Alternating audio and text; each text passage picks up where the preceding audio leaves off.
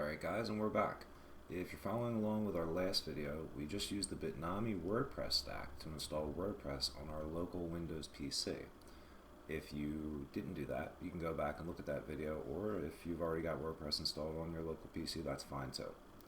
Right here, we're going to talk about the two options that you have with WordPress.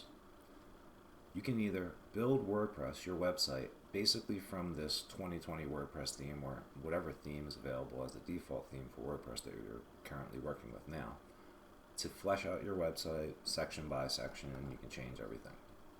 Or you have the option of downloading a free or premium theme. Now, for me, it's always been easier to download a free theme or even a premium theme and then sort of replace images, replace content, replace the sort of things that brand one company for another. And then from there, worry about SEO and other things. But that's totally up to you. The thing is, if you want to learn about WordPress and how each section of WordPress does this and that, then this isn't the video for you.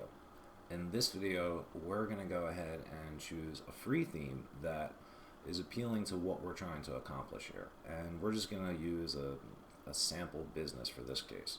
So if you're interested in doing that, go ahead and follow along and we'll get started. The first thing we need to do is go up to our address bar, and at the end of our WordPress installation, that's the address up here, you're going to go ahead and type login. This is going to allow us to log into our WordPress backend. In the previous video, we set up a username and a password to allow us to do exactly this.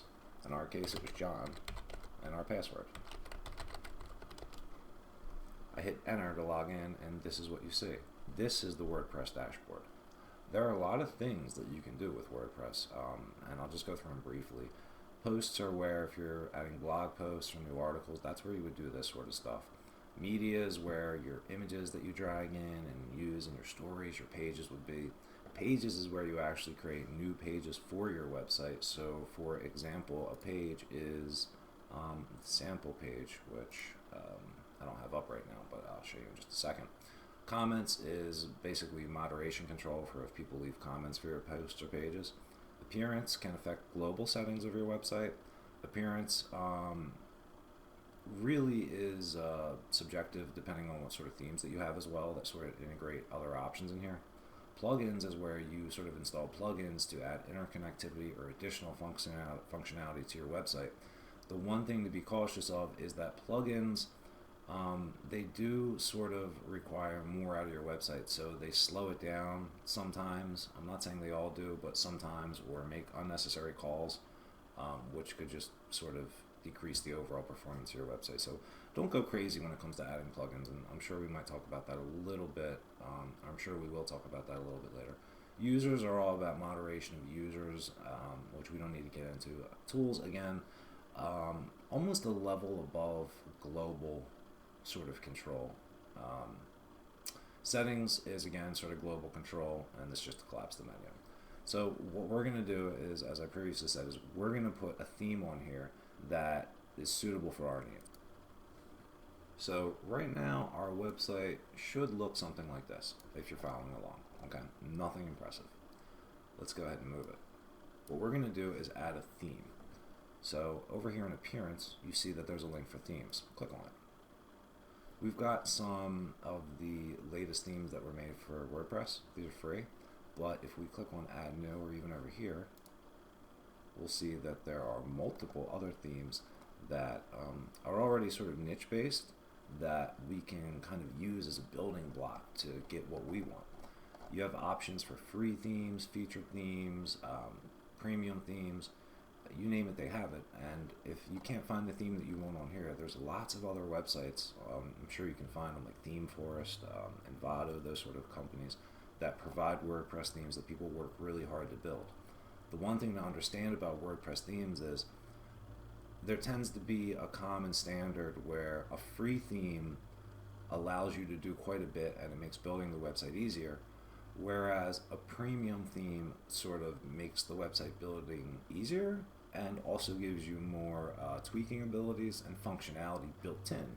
So therefore you don't have to download additional plugins that might slow down your website. But You can read more into that in your own time. Right now, we'll just focus on getting a theme that works for this site and making the changes that we need to make it happen. So I'm looking through and explore beauty. This right here looks just fine. If I click it, I can sort of get a preview of it.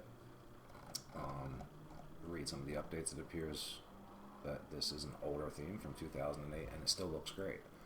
I'm going to go ahead and click install. It's going to do its thing. And now that I've installed it, I'm going to click activate. Now, what might not happen right away is you see how this page looks. Our website might not look that way right away, and I'll explain that in just a second. If we bring it on over, this is our current website. It hasn't actually had the change yet. If we refresh it, it'll load the changes. And there we go.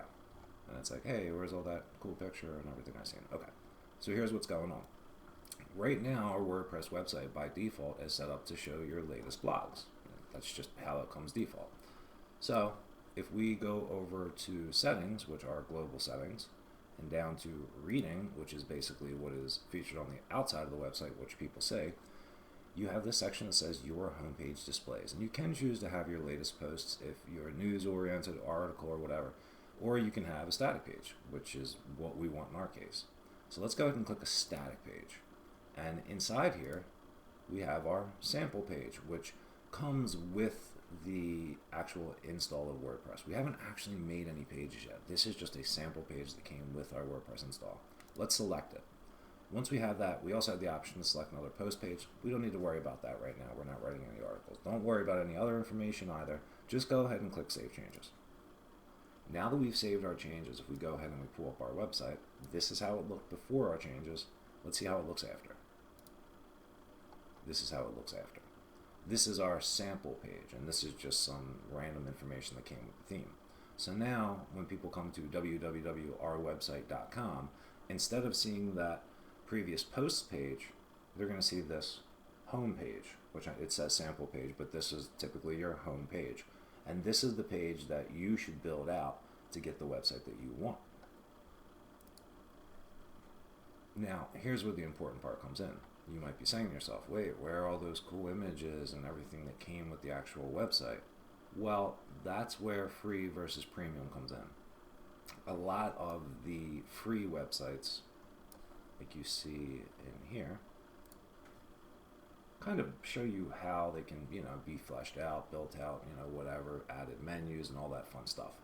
But they don't come built that way. You sort of still have to kind of put the blocks where they need to go. Premium themes, it's almost like you, in many cases, you buy a premium theme. They're usually about like 30 to 70 to 100. They could go for more dollars. And that theme itself has a feature that imports a child theme, if you will, a sub-theme. And those sub-themes are basically different niches, different styles, just like what you see right here. Like if you were to think of the theme that we're using right now, which it's called 2020, it's the default WordPress theme at the time, that is showing us all these sub-themes, let's just say, sub-themes. That's how a lot of premium themes work.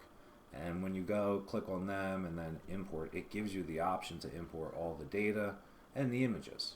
And when you do that, you will end up with a website that looks something like this website, where it has all this information. Not that this website is overly great either, and it doesn't exactly have all that information either, because it's not fleshed out on this free version either. But my point being that it's almost like you get what you pay for if you want to do less work. And say, for example, you want your website to look just like this one, and you just want to be able to switch out these images right here. A premium theme is probably the way to go. Not that I'm an advocate of premium themes or anything. I use them, yes, but I'm just saying to make the process as simple as possible, a premium theme is probably your best bet. Free themes, they're great and they're good for end users. Somebody perhaps like you is trying to start their business, but they do sometimes need additional coding knowledge or overall knowledge of how a website is built.